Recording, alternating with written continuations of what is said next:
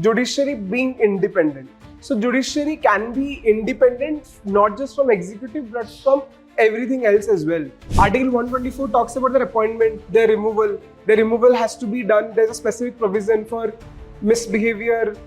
They can be impeached. The impeaching process is very complex. You can show same-sex marriage, even though there was an outcry for legalize it. They say that since there is an absence, so they cannot take this because they do not have the power to reinterpret the Special Marriage Act and include the LGBTQ community as well. Is a very far-fetched point. You will always have a direct point. Like you can always have a positive attitude to it. I started my full-fledged preparation after I joined the Ultimate Assessment Program at Civilsdaily. There is a 12-month strategy which I have done on Civilsdaily platform only. I reached out to the Civilsdaily team. Civilsdaily. Current affairs में Civilsdaily. Civilsdaily. Civilsdaily. With Civilsdaily. Civilsdaily. Civilsdaily. Civilsdaily. To Civilsdaily. Civilsdaily. Civilsdaily. Civilsdaily. Civilsdaily. A mentorship program of Civilsdaily, and that did help me a lot. So there was a question on last year. I think first question itself probably. Constitutionally guaranteed judicial independence is a prerequisite of democracy. Basically talking about independence of judiciary is necessary for democracy to flourish. So, and the first word is constitutionally guaranteed. So one, you have to understand, you have to give more emphasis on what is written in Constitution. The judicial independence which is enumerated or written in few of the articles. So you have to heavily depend on constitutional articles first. And you have to not only show that there is Indian judicial, like the judicial independence in Indian Constitution, you have to show that how does that help in democracy to flourish. So that is a demand of the question. You'll have to show how democracy prevails because of Indian judiciary, the independence of Indian judiciary, and show that it is constitutionally which is mandated. This you have to take care of. But when you're talking about a lot of people I talked to for this, that what they had written, a lot of people just had a very myopic view in keeping this, like what do you understand? Like what is independence of judiciary? What you would have understood?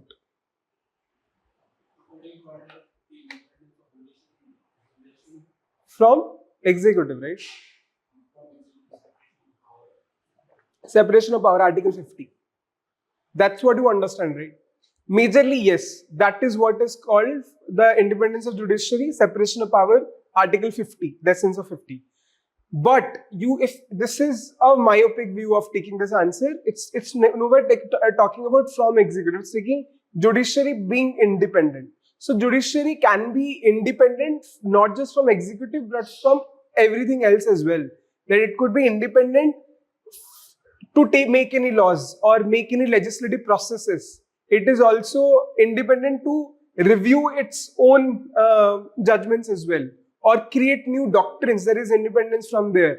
So these are also the areas, or independent enough to make policies which is betterment for the social justice perspectives. So these are and this is how you also showcase it helps in democracy to flourish.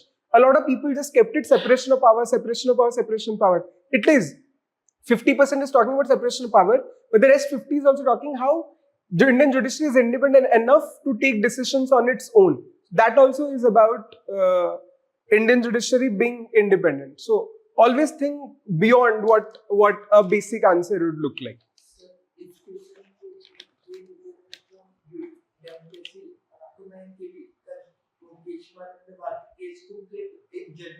Yeah, yes. No, it's not intro. Intro should be either Article 50 you can try, or any quote on, because Keshav Bharati case was not talking about, it was in a way, but not, we usually talk Keshav Bharati case for basic structure and not for independence of judiciary per se. Yeah, so you can have it a point, but not necessarily as an introduction. Introduction, you can put a quote, like us time pe I had read somewhere, since there was Collegium cases and everything, so the Chief Justice had said that Indian judicial independence forms the cornerstone of Indian democracy. So that was one of the quotes that I started, as said by the Chief Justice D.Y. Chandrachud, this, and as you can see in constitutional articles as well. Then the first point was Article 50. So the first point is separation of power.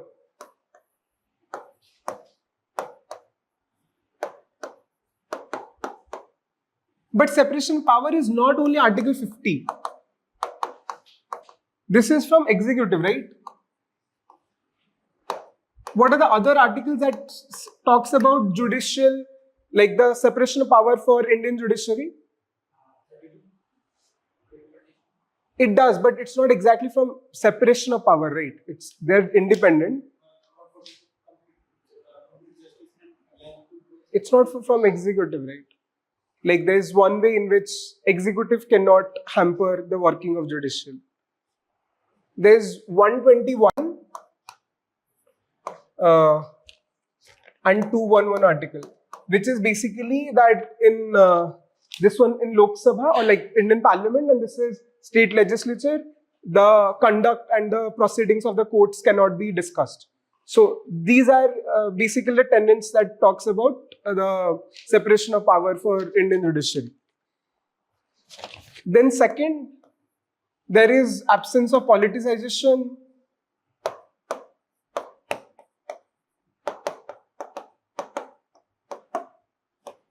In appointment, in service condition, or in their salaries and allowances, as done by Article 124, plus the Collegium system. So these also gives them, and you are writing constitutionally guaranteed, right? So these articles become extremely important because they're telling these are constitutionally mandated. Article 124 talks about their appointment, their removal. Their removal has to be done. There's a specific provision for misbehavior. They can be impeached. The impeaching process is very complex. The Collegium system does not have an involvement of executive. So that gives them independence as well. So that's the second point. The third point could be like they are independent enough to, like the writs one, judicial review.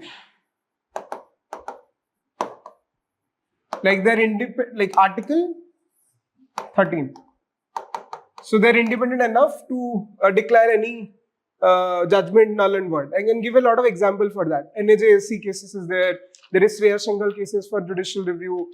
IRC law case, very famous for judicial review. So supplement this with court judgments, every point of this. Yes, conceptualizing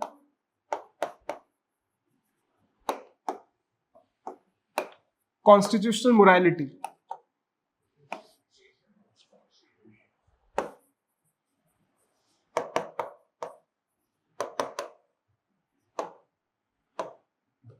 So when you put phrases like this, that adds up the value as well.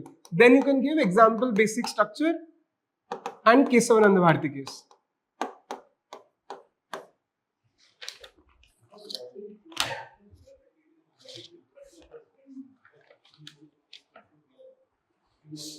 So these are basically the ethos on which the principles and the values on which our constitution runs. So everything that you see in preamble, that forms basically the soul on which the morals and ethics on which our constitution is framed. That is constitutional morality. So what guides the major philosophy and ideals of our constitution to ensuring the rights of the people, liberty, fraternity, and justice to be ensured. Checks and balances, there's no excesses of government. So these are the constitutional morality, the very core foundation. Yes, since preamble is a representation of our constitutional morality, so that way you can understand that that's what you are highlighting. Then fifth, filling legislative void. So in answer, you write like this, like the heading, give a box, and then write it. How does it fills legislative void? Article 142. It can basically, through Article 142, they can do complete justice, and when there is a legal vacuum, they can make laws and principles as well, which was seen in a very famous case. Yes, Vishaka guidelines. During that time, we did not have the Post Act. Same we had for Olga Tellis case as well. There was a right to livelihood, which was made a part of right to life and liberty as well. This is for slum rehabilitation and all, very famous case. That also is one of the cases as well. So then you can show it is independent to review its own judgment.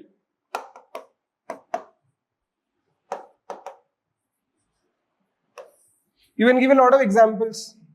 You can give example of Kesavanandi Bharti case where you can talk about from Golaknath to Kesavanandi Bharti case, or you can give about Nalsa judgment or the Naftesh Johar judgment, because initially the court has upheld that the section 377, but later in Naftesh Johar it removed that as well.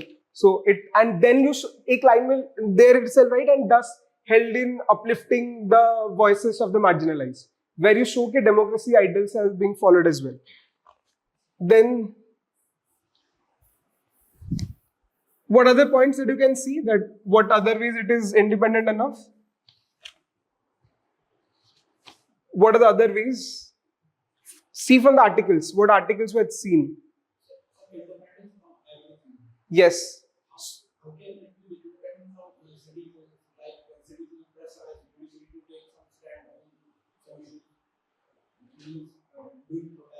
So tell me what article that you can say the court should not succumb to the.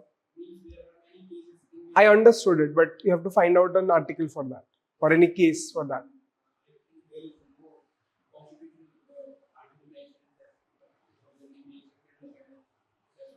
Yes, I can't also come up with one thing, but like for example, we had a lot of outcry for the recent Pune case there as well, but the court still led into the policies of Juvenile Justice Act as well, and did not succumb to what is the general consent of the public outcry. Yes. Yes.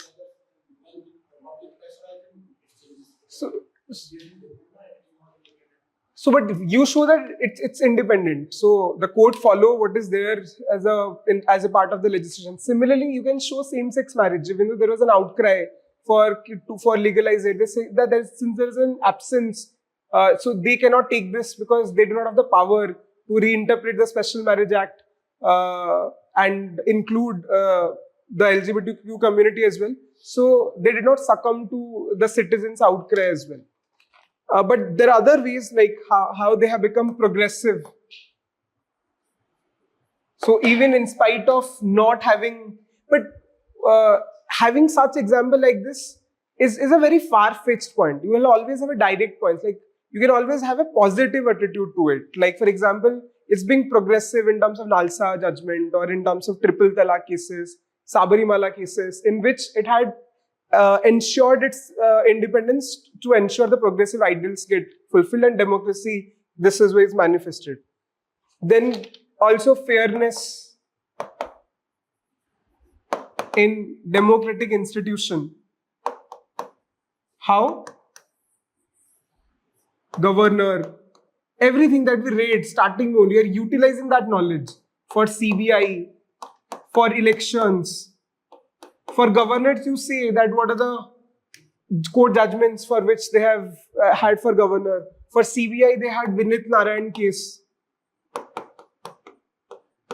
that talked about the transparency in appointments and the tenure of CBI. For elections, there is Lily Thomas case. There is ADR versus Union of India, PIL versus Union of India, a lot of them. So it restores the democratic ideals to this as well. Then very important, PIL. But democracy and PIL goes hand in hand. So that is also a dimension that you can have as well.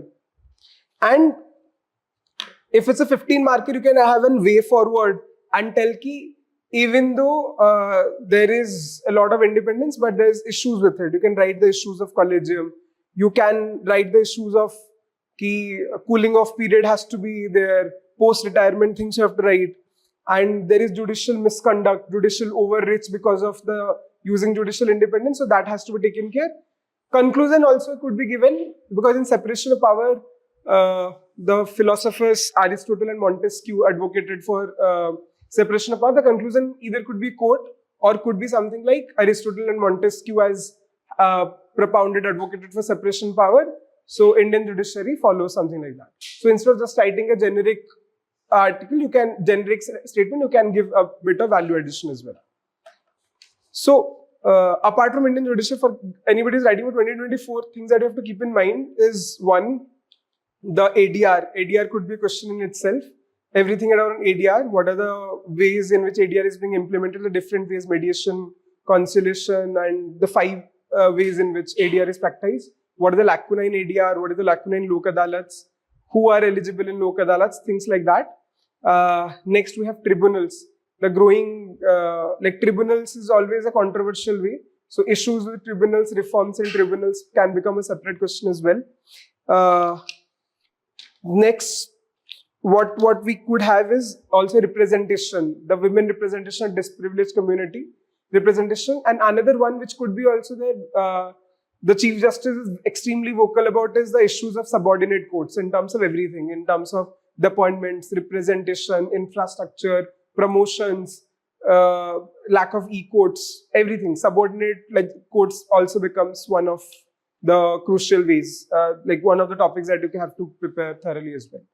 So more or less these, for judiciary, rely on a lot of articles, rely on court judgments, and keep these conclusions and all ready. And ek do quote keep ready for Indian judiciary and quote it as an example or conclusion if you are not getting anything very, very relevant. So I think that's what we covered. You can, and also judicial review and judicial outreach, that you can also prepare. Like, what are the cases for judicial review, cases in judicial outreach and judicial activism, and PIL. That is a one concept that you can prepare also full-fledged. You have that in Smash Notes, very concise way, but give more focus that as well. So that's it. Thank you.